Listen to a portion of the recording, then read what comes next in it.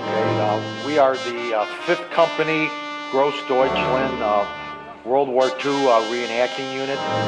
Joe, can you explain to me what this vehicle is and what the position of the German Soldaten are? Jawohl, Herr Feldwebel. This is a 1939 Horsch type EGA. It was built in March 1939. 200 examples were made, and its special vehicle number is 69. That was for a tow vehicle, and it's meant to tow either an IG-18 infantry gun or a PaK-36 anti-tank. How many of these vehicles survived the war? Horsch, probably 10, but only one of this kind because it's a Ford built. Okay, so this is a very rare model? Very rare. Okay, would you say this is one of the few in the world that are actually running? It's the only one in the world running now, as far as I know. Okay. Can you explain the positions of the crew? Sure. This vehicle is towing a PaK-36. It had a crew of 7. This would be the gun crew commander. He's in charge of the gun and operation and supplying of it, make sure there's ammunition as in functioning condition. Behind him is the number 1 gunner. He's the Richtschütze. He is in charge of laying the weapon on targets, firing it. Behind him is a trail guy. He's in charge of moving the gun into position. On the other side, we have the driver. He's in charge of the vehicle and the tactical displacement of the vehicle, and also getting the gun where it needs to go according to the gun crew commander. Behind him is the number 1 loader. Behind him is the number 2 loader, and behind him is the trail guy, and also doubles as bringing up ammunition.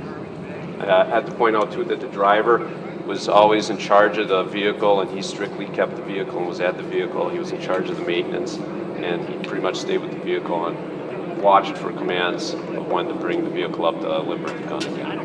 Okay, can we, the deployed men to their position on the gun and unlimber the gun and move it into position? Yes, we can. Ausspannen! Umhaken der PaK!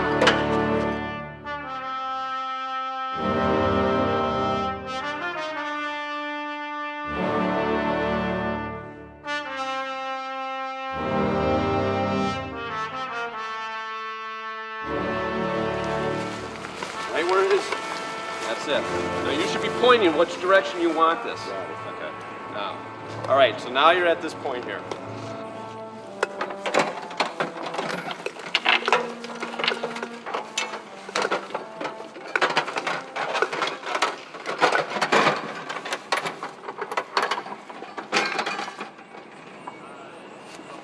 Okay, at this time, the gun crew commander is scanning for targets. The crew is ready to fire. The trail guys are off in cover, waiting for instructions from the gun crew commander. And the loader now is waiting for command of what kind of shell to fire. This gun fired HE and anti-tank rounds. Can you explain to me what the positions are? Once again, point them out. Okay, so this is the gun crew commander. He's in charge of the gun and the laying in of targets. This is the number 1 gunner. He's in charge of laying the target on through the sight. He's got a hand wheel, and he also has the trigger for triggering the gun. This is the number 1 loader. This is the number 2 loader. He's number 3 loader and trail guy, and then he's the other trail guy.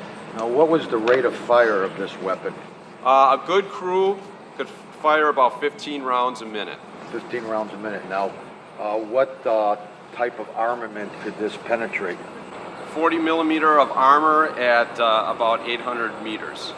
Okay, was 800 meters the optimum range? Yeah, that was probably the optimum range for this gun, 1940. Okay. It basically by 1941 it was outclassed Now, is this gun a reproduction or is this an original piece? This is an original piece. And most of the parts are marked 1940, but there's a couple that are marked 36 and 38. Now, would this be used against any other targets other than infantry and armor? Yes, it would be used against bunkers, houses, trenches.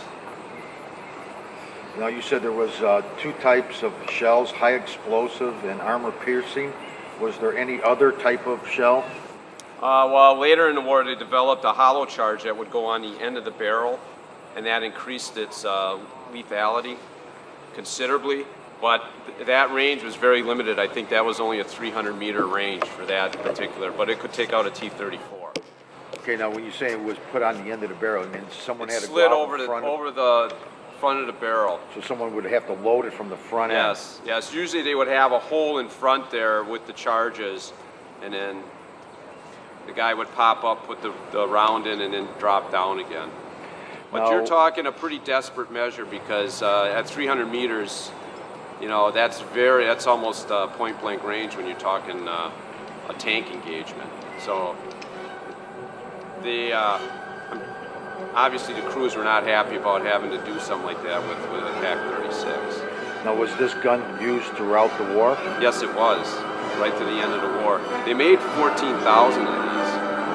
And the last 140 were made, believe it or not, in 1944. Okay, very good. Can you show us a little bit more about the tow vehicle? Type EGA for that. Cut. Start one again.